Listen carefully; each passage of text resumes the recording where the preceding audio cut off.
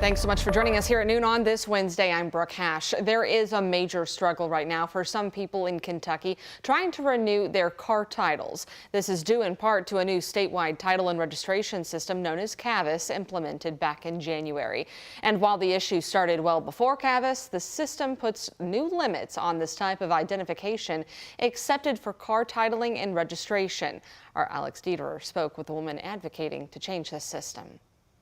On Dixie Highway at Multiservicios Latinos, there's a lot of people here that are angry and frustrated. Owner Veronica Rodriguez is feeling the impact of the new statewide title and registration service known as WHAS. Something needs to work out for these people that are here undocumented, for them to purchase cars. Rodriguez's company helps with car titles and registrations. Many of her clients are undocumented Latinos who are trying to become naturalized citizens and still in the immigration process. They are also using an IRS-issued individual taxpayer identification number, or ITIN, for car registrations and titling. For years, a Kentucky statute has prohibited the use of ITINs for car registration and titles. But Ashley Tinius with the Jefferson County Clerk's Office says Frankfort didn't start rejecting them until mid-2023. They wanted to make it more secure and have better documentation of the individuals who were titling and registering cars, because you could steal someone's ITIN number very easily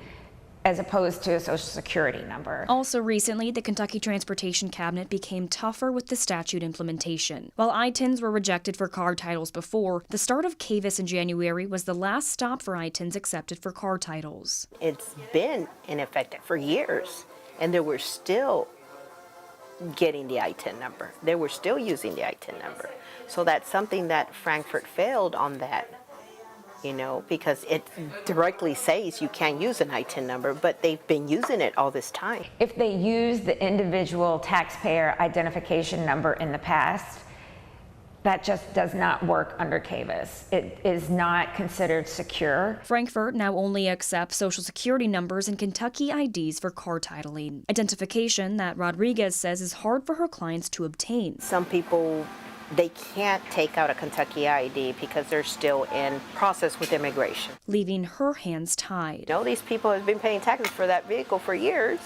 All they want to do, if they can't renew, they need the title so they can sell it.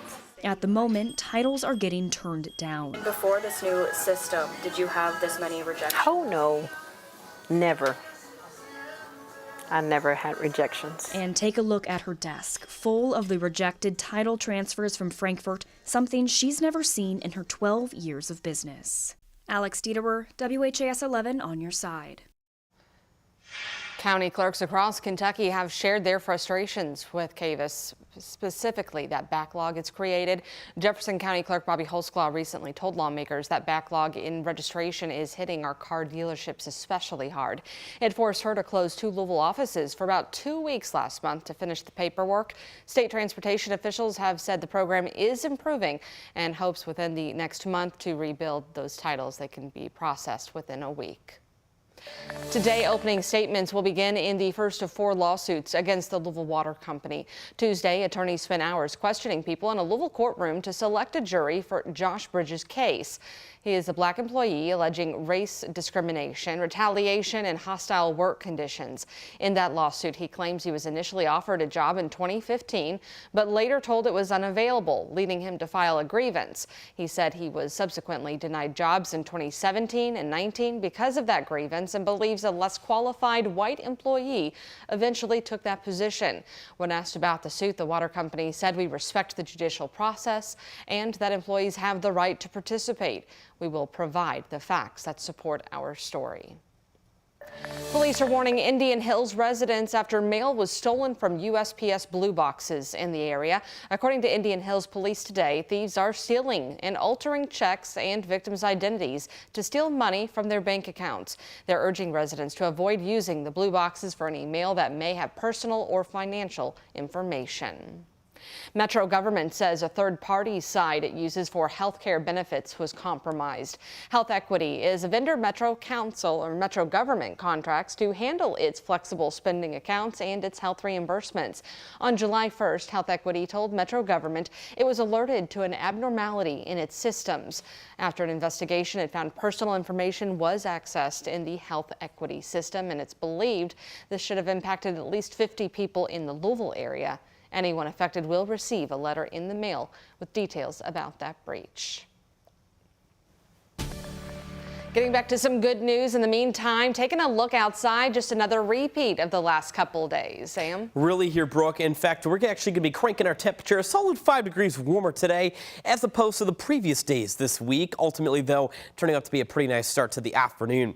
Here's actually a current look at our temperatures out the door. Afternoon thermometer readings are spread in the mid to upper 80s right now. Downtown, the warmest spot on the map at 88 as we speak. The airport, 84 degrees.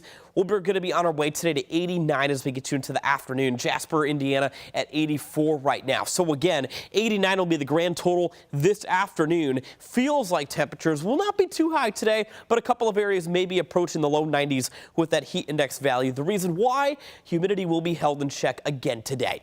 In a few minutes, though, we're actually going to be previewing chances for showers and thunderstorms, mainly rumbling through tomorrow night and extending into the morning hours on Friday. The severe weather risk will be low, but keep in mind some of these storms that do brew up onwards of just beyond 24 hours from now could be producing some times of very heavy rainfall, some strong wind with them, basically no tornado risk, and there's going to be a low risk for some hail. But in a few more minutes I'll be talking more about how much rainfall is generally in that forecast and the exact timing of this line of storms as it moves into Kentuckiana in a few more minutes. Brooke.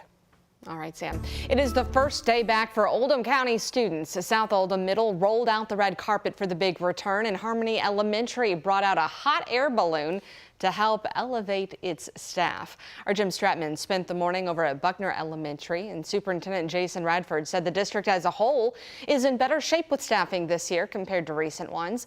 He said one of the big changes this year is a one-time stipend approved by the school board for full and part-time employees hired by November 1st, anywhere from $1,000 to $2,000.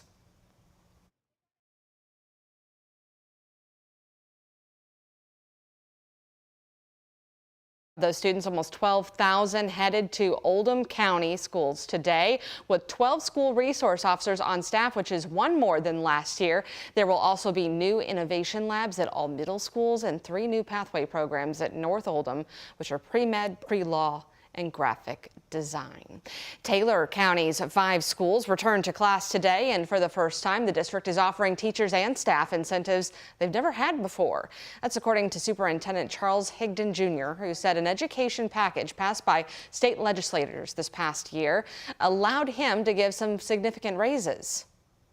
We have around 440 staff members here in Taylor County, and ranges of the raises went from 7% to up to 14 to 18%. And so it's motivating, it's encouraging.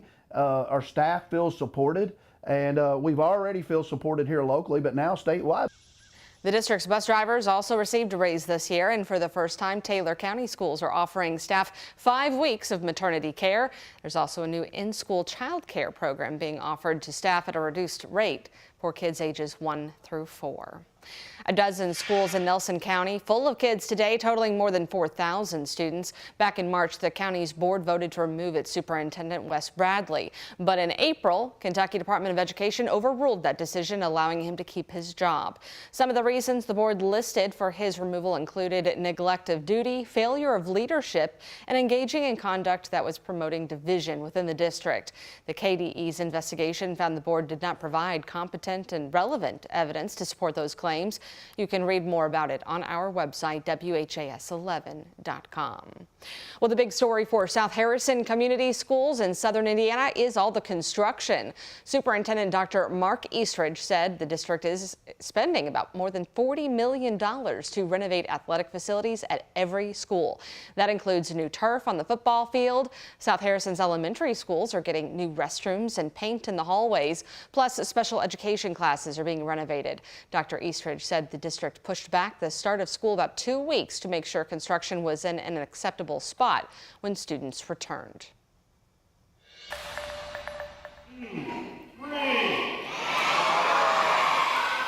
A new year, a new building for students over in Fort Knox. Teachers and administrators cut the ribbon yesterday on the new Van Voorhis Elementary, home to students in pre-K through 4th grade. With state-of-the-art technology, unlike traditional classrooms, teachers have what they call learning studios with movable walls for flexible learning.